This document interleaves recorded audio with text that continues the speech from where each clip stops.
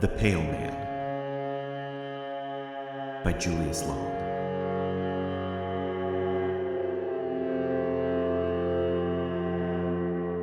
One.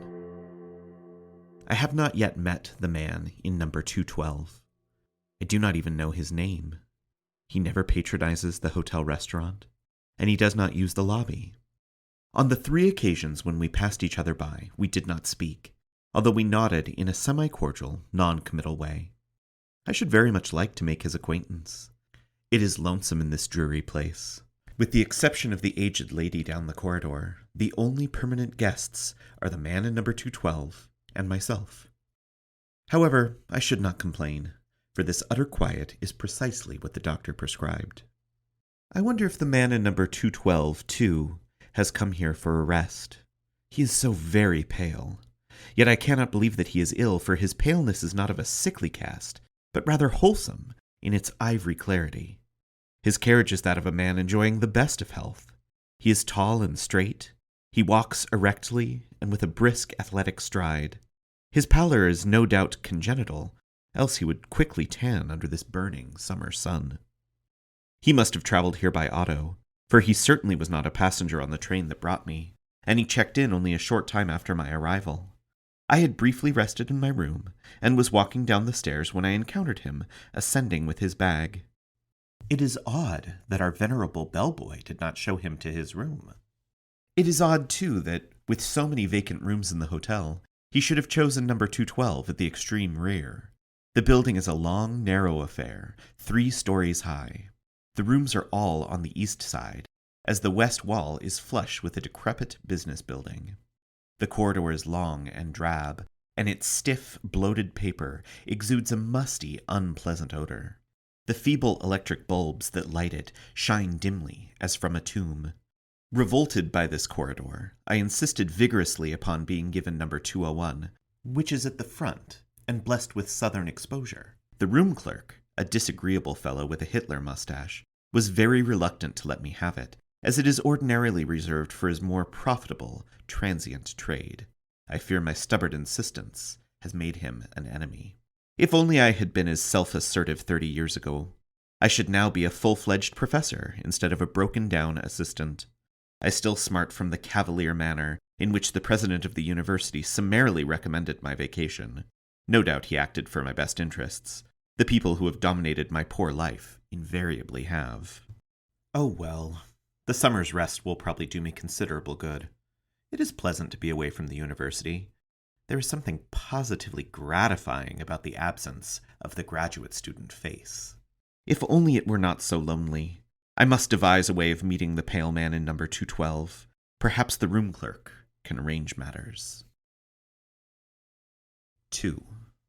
I have been here exactly a week, and if there is a friendly soul in this miserable little town, he has escaped my notice. Although the tradespeople accept my money with flattering eagerness, they studiously avoid even the most casual conversation. I am afraid I can never cultivate their society, unless I can arrange to have my ancestors recognized as local residents for the last 150 years. Despite the coolness of my reception, I have been frequently venturing abroad. In the back of my mind, I have cherished hopes that I might encounter the pale man in number 211. Incidentally, I wonder why he has moved from number 212. There is certainly little advantage in coming only 1 room nearer to the front. I noticed the change yesterday when I saw him coming out of his new room. We nodded again, and this time I thought I detected a certain malign satisfaction in his somber black eyes. He must know that I am eager to make his acquaintance, yet his manner forbids overtures. If he wants to make me go all the way, he can go to the devil. I am not the sort to run after anybody. Indeed, the surly diffidence of the room clerk has been enough to prevent me from questioning him about his mysterious guest. 3. I wonder where the pale man takes his meals. I have been absenting myself from the hotel restaurant and patronizing the restaurants outside. At each I have ventured inquiries about the man in number 210. No one at any restaurant remembered his having been there. Perhaps he has entree into the Brahim houses of this town. And again, he may have found a boarding house. I shall have to learn if there be one. The pale man must be difficult to please, for he has again changed his room. I am baffled by his conduct. If he is so desirous of locating himself more conveniently in the hotel, why does he not move to number 202, which is the nearest available room to the front? Perhaps I can make his inability to locate himself permanently an excuse for starting a conversation. I see we are closer neighbors now, I might casually say. But that is too banal. I must await a better opportunity. 4. He has done it again. He is now occupying number 209. I am intrigued by his little game. I waste hours trying to fathom its point. What possible motive could he have? I should think he would get on the hotel people's nerves.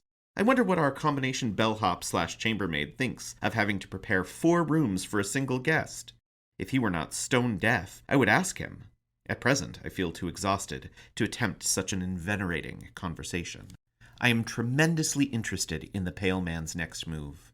He must either skip a room or remain where he is, for a permanent guest, a very old lady, occupies number 208. She has not budged from her room since I have been here, and I imagine that she does not intend to. I wonder what the pale man will do.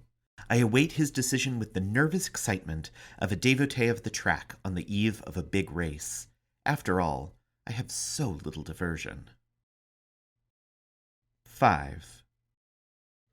Well, the mysterious guest was not forced to remain where he was, nor did he have to skip a room. The lady in 208 simplified matters by conveniently dying. No one knows the cause of her death, but it is generally attributed to old age. She was buried this morning. I was among the curious who attended her funeral. When I returned home from the mortuary, I was in time to see the pale man leaving her room. Already he has moved in. He favored me with a smile, whose meaning I have tried in vain to decipher. I cannot but believe that he meant it to have some significance. He acted as if there were between us some secret that I failed to appreciate. But, then, perhaps his smile was meaningless after all, and only ambiguous by chance, like that of the Mona Lisa. 6. My man of mystery now resides in number 207, and I am not the least surprised. I'd have been astonished if he had not made his scheduled move. I've almost given up trying to understand his eccentric conduct. I do not know a single thing more about him than I knew the day he arrived. I wonder whence he came. There is something indefinably foreign about his manner. I am curious to hear his voice. I like to imagine that he speaks the exotic tongue of some faraway country. If only I could somehow inveigle him into conversation. I wish that I were possessed of the glib assurance of a college boy, who can address himself to the most distinguished celebrity without batting an eye. It is no wonder that I am only an assistant professor. 7. I am worried. This morning I awoke to find myself lying prone upon the floor. I was fully clothed. I must have fallen exhausted there after I returned to my room last night. I wonder if my condition is more serious than I had suspected. Until now I have been inclined to discount the fears of those who have pulled a long face about me. For the first time I recall the prolonged hand clasp of the president when he bade me goodbye from the university. Obviously, he never expected to see me alive again. Of course, I am not that unwell. Nevertheless, I must be more careful. Thank heaven I have no dependents to worry about. I have not even a wife, for I was never willing to exchange the loneliness of a bachelor for the loneliness of a husband. I can say in all sincerity that the prospect of death does not frighten me. Speculation about life beyond the grave has always bored me. Whether it is or is not, I'll try to get along. I have been so preoccupied about the sudden turn of my own affairs that I have neglected to take note of a most extraordinary incident. The pale man has done an astounding thing. He has skipped 3 rooms and moved all the way to number 203. We are now very close neighbors. We shall meet oftener, and my chances for making his acquaintance are now greater. 8. I have confined myself to my bed during the last few days, and have had my food brought to me. I even called a local doctor, whom I suspect to be a quack. He looked me over with professional indifference and told me not to leave my room. For some reason, he does not want me to climb stairs. For this bit of information, he received a $10 bill, which, as I directed him, he fished out of my coat pocket. A pickpocket could not have done it better. He had not been gone long when I was visited by the room clerk. That worthy suggested with a great show of kindly concern that I use the facilities of the local hospital. It was so modern and all that. With more firmness than I have been able to muster in a long time, I gave him to understand that I intended to remain where I am. Frowning sullenly, he stiffly retired. The doctor must have paused long enough downstairs to tell him a pretty story. It is obvious that he is afraid I shall die in his best room. The pale man is up to his old tricks. Last night, when I tottered down the hall, the door to number 202 was ajar. Without thinking, I looked inside. The pale man sat in a rocking chair, idly smoking a cigarette.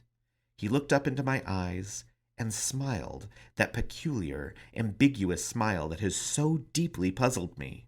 I moved on down the corridor, not so much mystified as annoyed.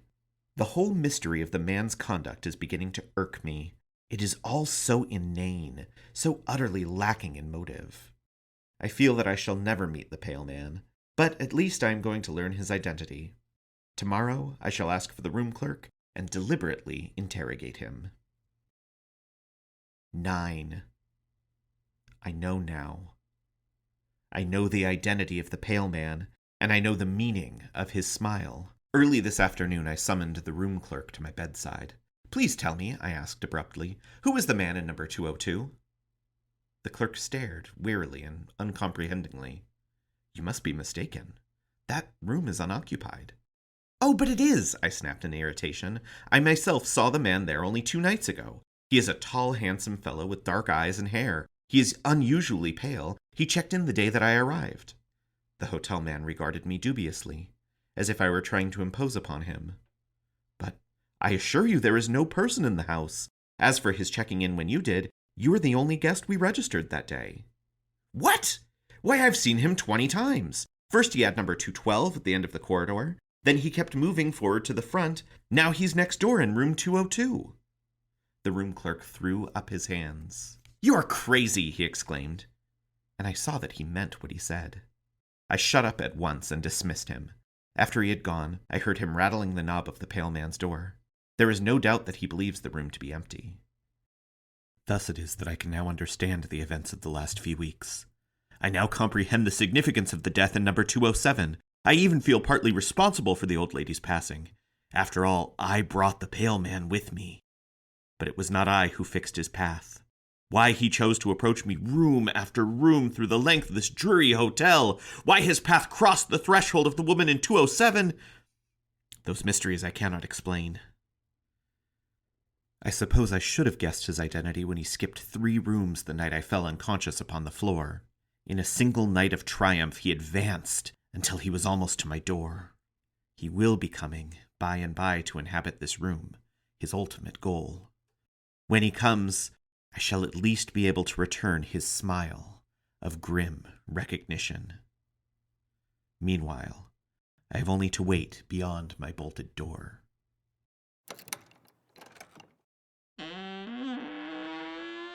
The door swings slowly.